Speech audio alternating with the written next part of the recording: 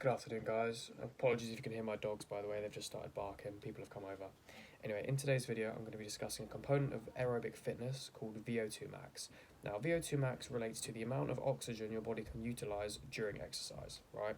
It's very important with its links to health and fitness in general, as well as it can indicate risk or an increased risk or a decreased risk, in fact, of metabolic disease, which includes heart disease, diabetes, anything that you get from living a subpar lifestyle, which is unhealthy and doesn't promote cardiovascular health, right? Additionally, a higher VO2 max relates to a decreased risk of death. So you're less likely to die early, you'll have a prolonged lifespan through having a high VO2 max, which is, again, the utilization of oxygen during exercise.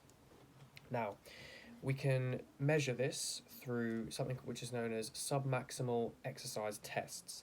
Now, I've got 3 written down here. However, if you look around, you may be able to find more, so such as a Cooper run. I haven't included that in my list here, but there's another one for you. So you've got a 2.4k run, which is very similar to a Cooper run, I must say. That's about 1.5 miles. And we've also got the bleep test, which again, I'm sure most of you know. You set up the cones, I believe it's 20 meters for most bleep tests. You set them up for 20 meters, run back and forth, the pace increases, you keep up with it as long as you can. There is some skill involved in a bleep test, I will say. How you turn, the effectiveness of how you turn when you have to change direction, that can, you can use more energy or use less energy doing so. So there's some technique involved in a bleep test, but it's still a very good measure of VO2 max and cardiovascular performance. You can also do an Astran treadmill test where you run for a certain amount of time and then the incline increases, you keep running, it keeps increasing. So you could do one of these tests or all 3, and then you can take an average and work out your VO2 max from it'll either be normally you just go off distance, for a 2.4k run, you're obviously going to go off your time, so how long it takes you to complete that distance. With the bleep test, you're going to get a value, so I believe 8 is the average, and then it goes like obviously 9 all the way through to like 13, 14. And you've got the Astran treadmill test, which again, you're going to get I think that one you'll get a time for, not a distance. So you can use your results online and just convert that into the predicted VO2 max result from your result, right? So what are the factors that will impact your performance during a submaximal fitness test in relation to VO2 max? Very simple. Your age. If you're young, you should do better.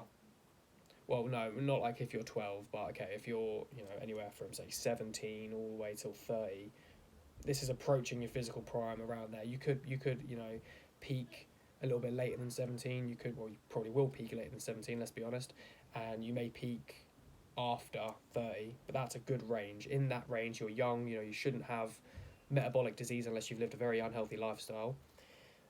Gender, so if you're a man, you're going to have a different table of results than you are a woman because we are physically different. I think that's fair. Fitness level, of course, that's a relevant impacting factor towards how you perform. If you are unfit, you're not going to perform as well as someone who is fit.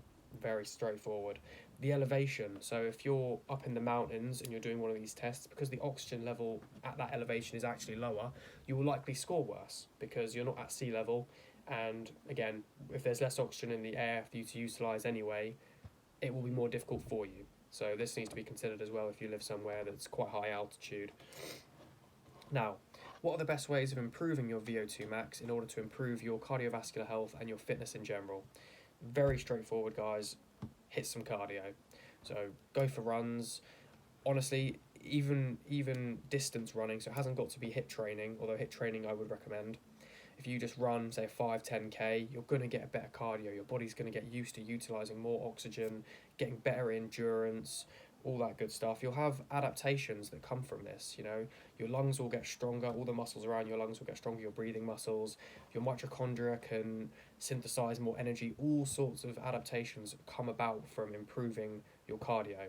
So the ones I've written down here are HIIT training, so high intensity interval training. So let's say you sprint for 100 meters, right? You gas yourself out, sprinted, and then you walk, and then you jog, and then you run, and then you sprint again, and you just go through that. So that's HIIT training. So it's high intensity interval training, right? You got it.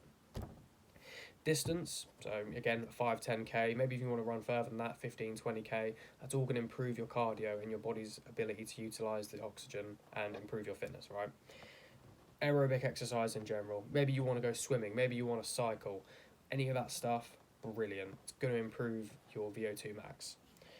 Now, I'm just going to quickly, that's the end of this video here, but I'm just going to go through a couple more details that I've written down, other honourable mentions to improve your VO2 max. These aren't the be-all end-all, however, they're obviously, when I go through them, it's very basic things, but these will help, as with helping with a lot of fitness components in general, okay? So, other than just hitting cardio, you can not smoke, because smoking is going to damage the quality of your lungs as well as cause respiratory decline. Of course, if you've got tar in your lungs, all sorts of chemicals and stuff in there, they're not going to operate at full capacity, and so you're going to have hindered VO2 max, as opposed to if you didn't smoke or if you quit smoking. So don't smoke. Don't drink alcohol, very straightforward. There's not a part of your body that isn't going to be negatively impacted by alcohol. It's quite literally a poison, it's inflammatory.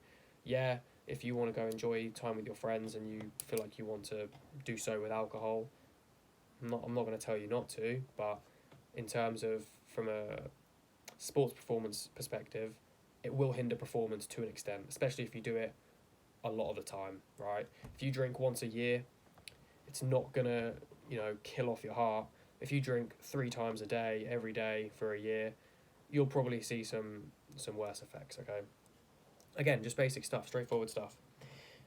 Sufficient sleep and recovery. This goes without saying. If you sleep 3 hours, you're not going to run as well as if you'd slept 8 or 9 hours. Very basic. Recovery in general, so just stretching, cold showers, and the one I've done at the bottom here is healthy diet and lifestyle. That relates to recovery, but it just relates to performance in general. If you live healthy, you eat healthy, you sleep healthy, you do all that good stuff, of course it's going to help your aerobic performance and your VO2 max as a result. Thank you a lot for watching. Hope you found this helpful, and I'll see you in the next one.